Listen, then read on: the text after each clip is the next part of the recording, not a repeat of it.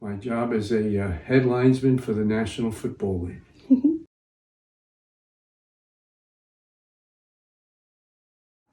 Okay. All right, hi kids. Just want to let you know some of the things and the tools that we used when we were on the football field. And my first referee said the most important tool that you bring onto the field is your self-confidence. And first question that I had then for him was, well, how do I find self-confidence? And it all talks about being prepared. Like at night when you do your homework and you prepare for the next day of classes and you make sure you have your pencils and your notebooks and all the things you need to be successful in class, well, we have a number of things.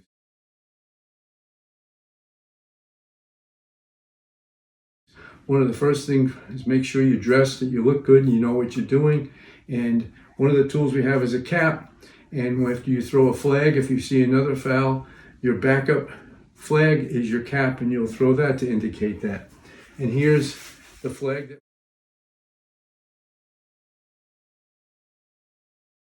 And you'll throw that to indicate that. And here's the flag that we use. It's a nylon cloth. And inside, when I first started, it would be a little lead fishing weight.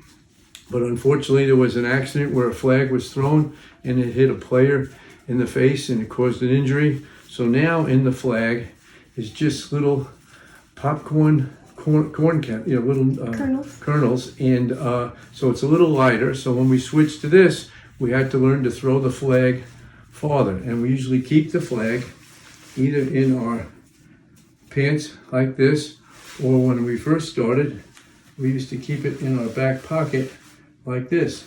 And so the officials, depending on when they started and how they worked, that's where they keep their flag.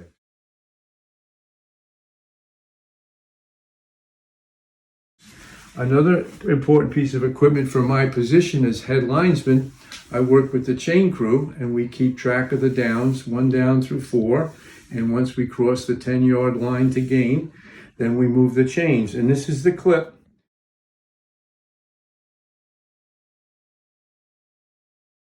Which is clipped on the chain between the 2 posts. And then the yard line is marked by this little slider, because the yard lines are every 5 yards, and that's how it's worked out. So that's to help us for that.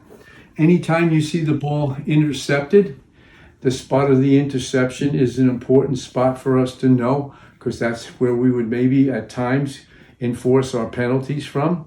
So this is called a bean bag, and it has the little kernels in both ends. And we keep that also tucked in so we can grab it and throw it like the flag. And this is going to mark a spot of an interception. It'll also mark a spot of a fumble. And those are the 2 times that we use the bean bag.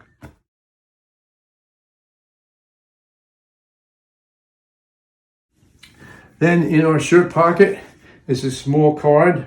And on that card, we have all the information of who the captains are and the different coaches. And also, we write down when we have fouls or we give warnings. And this is the pencil that we keep in our shirt pocket along with our penalty card. And after the game, we then write down all the things that we write down during the game on a copy of that. And that goes to the office so that the supervisor who watches each of our games all day to find out what we did good and what we need to do better. And that's how that works. Now, to help with, since they're a head linesman, but everybody uses this, it's a wristband and it's called a down counter. All right, so on my non-throwing hand, I would put that on my wrist, and then with this little circle of elastic, that would be first down. Then I'd circle 2 fingers, that would be second down, and then 3 fingers, third down, and 4th down there. So when I tell all the officials and remind them what the down is, I'll make a signal for first down, I'll make a signal for second, third is like 3-ring circle, we call it, and 4th down is a fist. All right, and that way we all help each other and we keep track of downs with our down counter and with our hand signal. When the ball is ready to be snapped, one of my 2 whistles that I carry, one on a lanyard, I have the whistle in my mouth, ready to blow it in case there's a foul.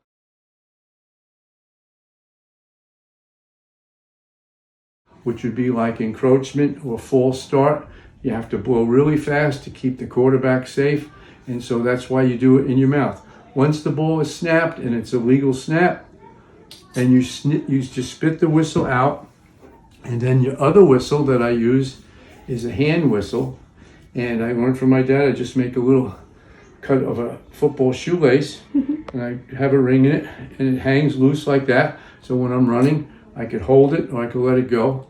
And then if I see a foul or I see the end of the play where the ball carrier does not fumble the ball in any part except his hands and ankles or wrist touch the ground, like the knee or the hip or the thigh or the ankle, above the ankle I should say, then I use this whistle, and it gives me time to go slow before I blow.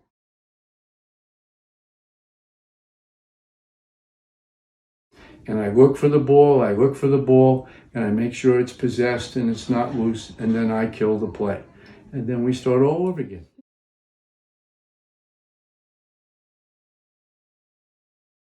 Okay. Another one of the tools that we have on the field is our NFL official watch, and that also times the game.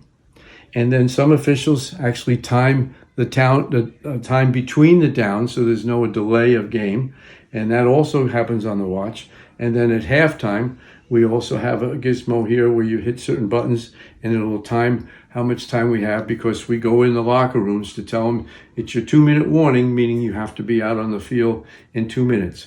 So we all have this watch, and I don't have with me, the last and newest thing is we actually have a headset.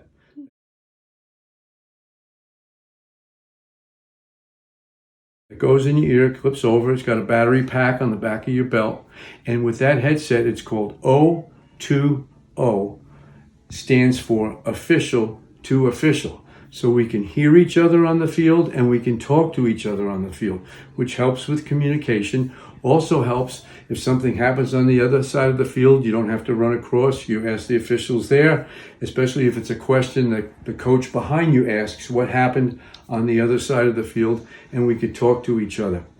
Two of the officials that have the O2O headset, they can talk to the replay official up in the booth with his assistant, and then we can get help from upstairs when there's something that needs to be corrected and the like.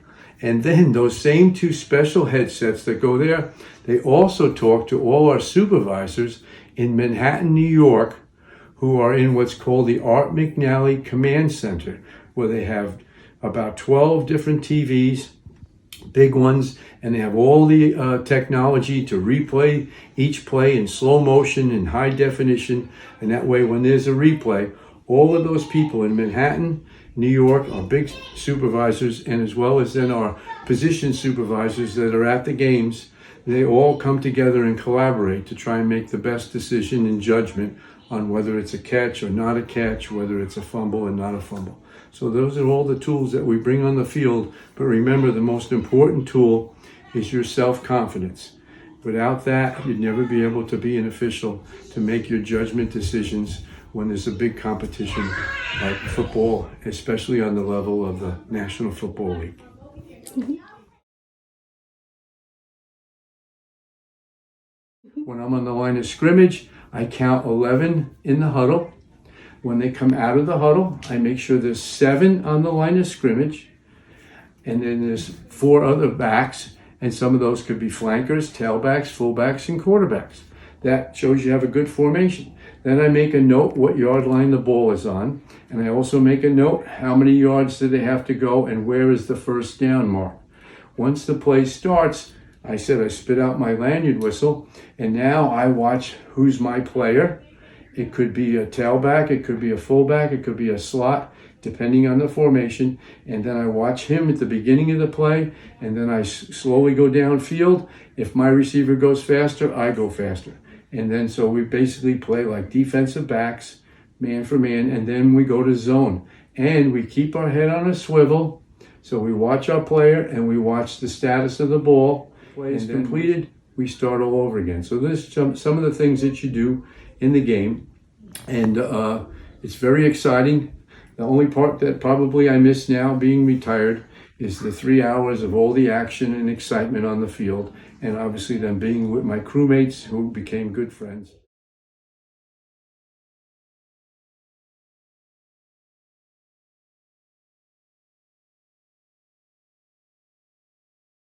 And after that, I like being home with my children and my grandchildren. And what skills, education, or tools do you need for this role? Well, I graduated Manhattan College as a physical education major, and so I was in education for 43 years. I taught on all three levels in physical ed, elementary school, middle schools, and high school. And on the high school and middle school level, I coached football and track and field. And after a number of years with that, I became an assistant principal and got myself into administration. And one of my professional goals in education was to become a high school athletic director, which I was for my last 17 years working in New York State. And I finished up my 43-year career with 10 years teaching elementary phys ed in Richfield Public Schools. So after my coaching, I started to go into officiating. My dad was an official in all three major sports for many years.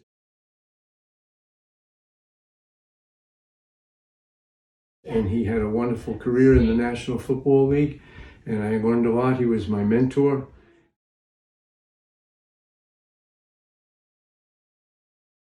And after a short time doing college ball, I got into the USFL.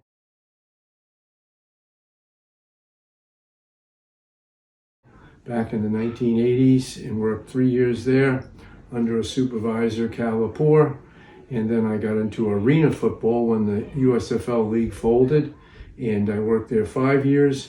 And that's when I got a chance to work 2 championship games, Arena Bowl 88 and Arena Bowl 91.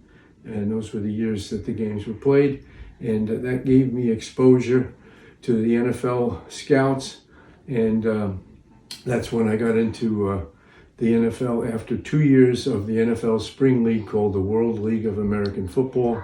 In my last year there, I worked under the famous only official in the Pro Football Hall of Fame, Art McNally.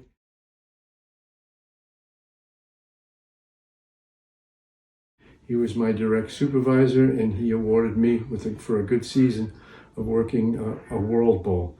And that was up in Montreal, Canada.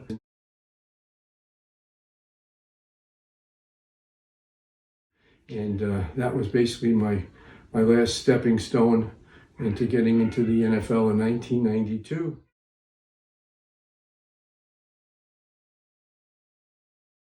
Where I worked under Jerry Seaman as my first supervisor, and worked under a number of ones. And after 25 years on the field, I retired and became a mentor for the younger officials for 1 year. And then my grandson Edward came along, and I didn't want to go away weekends anymore.